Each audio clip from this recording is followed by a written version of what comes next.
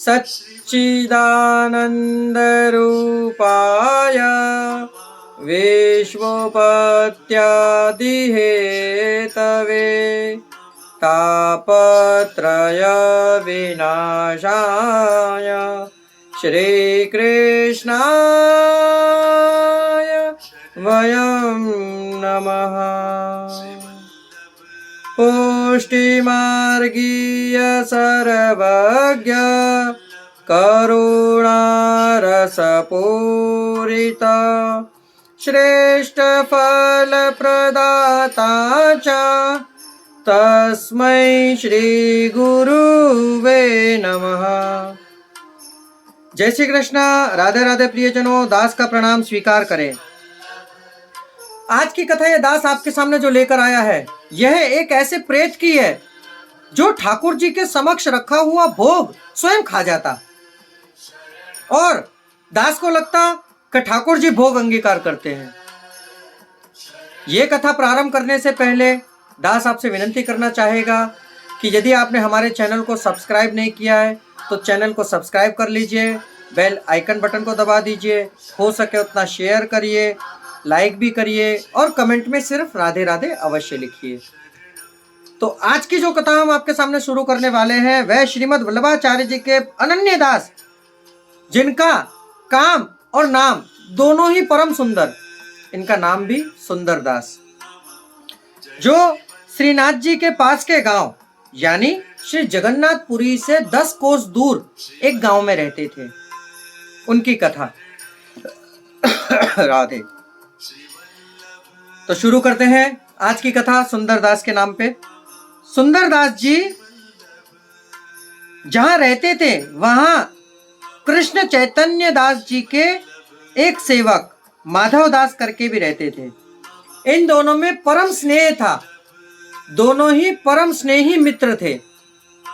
एक समय की बात है कि सुंदर दास जब ठाकुर जी के समक्ष भोग धर के मंदिर से और जब बाहर निकले, तब जाहिर सी बात है आप और हम सब देखते ही हैं कि प्रभु भोग तो आरोगते नहीं है, सिर्फ रसास्वादन लेते हैं, भोग का रसास्वादन करते हैं, बाकी भोग तो ज्यों का त्यों ही रहता है। तब माधव दास ने सुंदर दास से कहा कि श्री महाप्रभु जी के वहां जब आप उनके दास हो, आप ठाकुर जी को भोग धरते हो, तो आपके ठाकुर जी क्या भोग नहीं आरोगते? हमारे ठाकुर जी को देखिए, हम भोग धरते हैं और सारा भोग आरोग लेते हैं, बिल्कुल कुछ नहीं छोड़ते हैं, थाली एकदम सपाचट कर देते हैं। सुंदर दास जी को बड़ा आश्चर्य हुआ।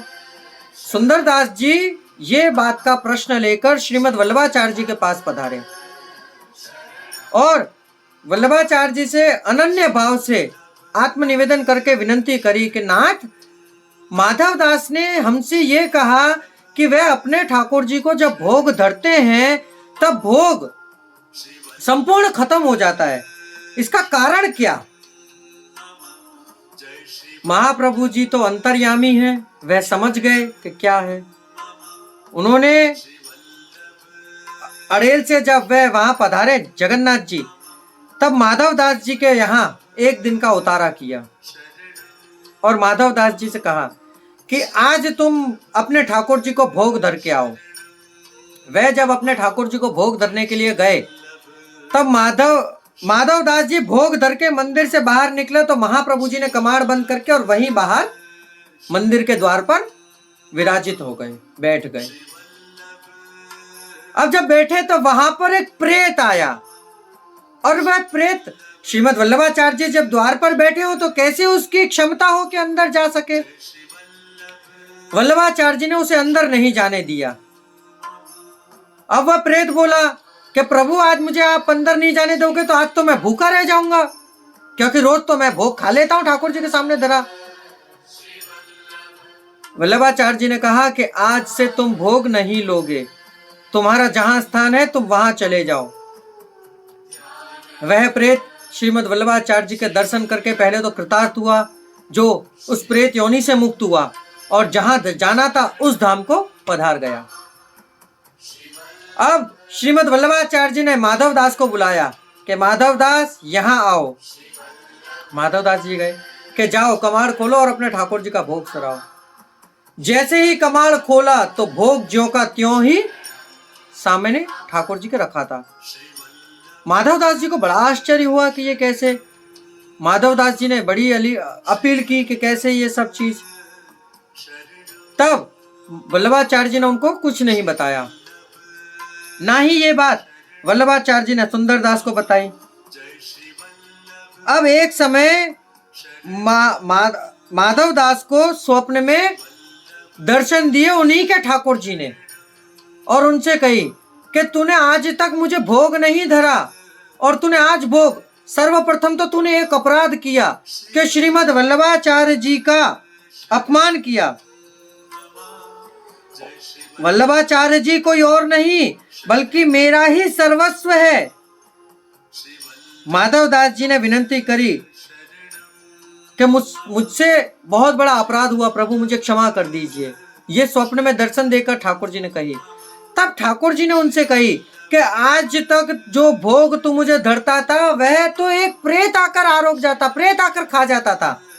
मेरे तो भाग में कुछ आता ही नहीं था, ना मैंने आज तक तेरा भोग लिया। परंतु जिस दिन श्रीमद वल्लभाचार्य जी द्वार पर बैठे रहे वह विराजे, उस दिन मैंने भोग आरोगा। तो देखिए श्रीमद वल्लभाचार्य जी की कितनी कृपा रही थी। अब उन्होंने माधव दास जी ने कही कि प्रभु मैं कृष्ण चैतन्य दास जी का भले ही सेवक हूं, परंतु आप मुझे अपना सेवक बनाइए। तब श्री वल्लभाचार्य जी ने उन्हें नाम निवेदन कराया, उन पर बड़ी कृपा की और उनके ठाकुर जी को पंचामृत कराकर पुष्ट किया और अपने पुष्टि मार्ग में वैष्णव बनाया। एक दिन ठाकुर जी को भोग धरने के बाद श्रीमद वल्लभाचार्य जी ने उनसे आज्ञा करी कि जाओ तुम्हारे गांव में जितने वैष्णव हो उन सबको बुला लाओ, तो ठाकुर जी का सबको महाप्रसाद लिवाएंगे। अब उन्होंने जब थाली में भोग देखा तो उनको ये लगा कि जय जय कृपानाथ 5-7 वैष्णवों को बुला लाओ। तब वल्लभाचार्य जी ने आज्ञा करी कि नहीं, तुम्हारे गांव में जितने वैष्णव हो उन सबको बुला लाओ। अब वैष्णव तो संख्या में 100 से 150 थे, थाली में प्रसाद था 5 से 7 जनों का। बड़ा आश्चर्य हुआ उसको, माधव दास को। फिर भी माधव दास जी सब वैष्णवों को न्योता देने के लिए गए। सुबह न्योता देकर आए, राजभोग समय तक सब पधारे। ब्राह्मण, वैश्य, शूद्र और क्षत्रिय सब जितने भी वैष्णव थे ये सब पधारे। अब ये श्रीमद वल्लभाचार्य जी की कृपा देखिए प्रियजनों कि वह थाली में से सारे वैष्णवों को भरपेट महाप्रसाद लिवाया, परंतु थाली में यथाउचित जितनी सामग्री विराज रही थी वह उतनी की उतनी ही रही। श्रीमद वल्लभाचार्य जी की कृपा जिस वैष्णव पर हो जाए, कहते हैं ना श्री हरिराय महाप्रभु शिक्षा पत्र में, ये नित्यम परिभावयन्ति चरणों श्रीमद वल्लभ स्वामिनो, कि यदि हम आत्मा से वल्लभाचार्य जी को अपना स्वामी समझ ले, समझना मतलब सिर्फ समझने से नहीं अपितु अमल करना, तन मन और धन उनको समर्पित कर देना, तब उनकी कृपा यदि हमारे ऊपर हो जाए तो फिर बात ही क्या। जो थाली में प्रसाद यथाउचित था वह उतना ही रहा, बिल्कुल घटा नहीं। अब वैष्णव सारे प्रसाद लेकर जब प्रस्थान कर गए, फिर उनके घर के जितने लोग थे उन सब ने जब प्रसाद लिया तब वह प्रसाद थोड़ा कम हुआ। ये थी श्रीमद वल्लभाचार्य जी की कृपा। अब तो माधव दास जी महाप्रभु जी के चरणों में गिरकर कोटि न कोटि क्षमा याचना करने लगे कि नाथ मुझे क्षमा करिए, मैं आपके स्वरूप को जान ना सका। तो देखिए प्रियजनों, इस कथा से हमें यह सीख मिलती है कि श्रीमद वल्लभाचार्य जी कोई नहीं, रूप तथा तृतीयात्मकम परम ध्येय सदा श्री वल्लभम। महाप्रभु जी 3 रूपों के एक रूप, श्री राधा रानी, श्री ठाकुर जी और श्री यमुना जी का एक रूप करिए तब वह रूप बनता है श्रीमद वल्लभाचार्य जी का। तो इस रूप से श्रीमद् वल्लभाचार्य जी की सेवा अर्चना करिए। पादुका रूप में आज भी वल्लभाचार्य जी विराज रहे हैं और उन्हीं के हस्त से पष्ट पुष्ट करे हुए स्वरूप आज वल्लभाचार्य जी के वंशजों के यहाँ पर विराज रहे हैं और स्वयं वल्लभाचार्य जी के वंशज भी वही रूप से आज इस धरा पर पूजनीय है।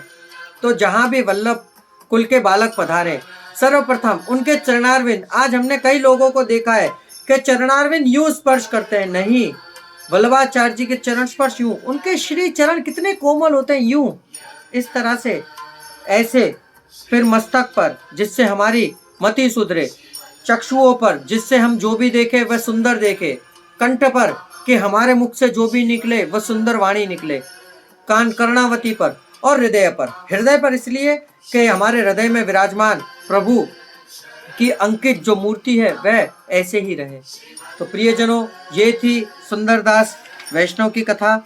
अब यदि आपको इस कथा में आनंद आए तो हमारे चैनल को सब्सक्राइब कर दीजिए, जिससे नित्य प्रति आप इसका लाभ ले सकेंगे। तो इस दास को आज्ञा दीजिए। जय श्री कृष्णा, राधे राधे, जय श्री वल्लभ।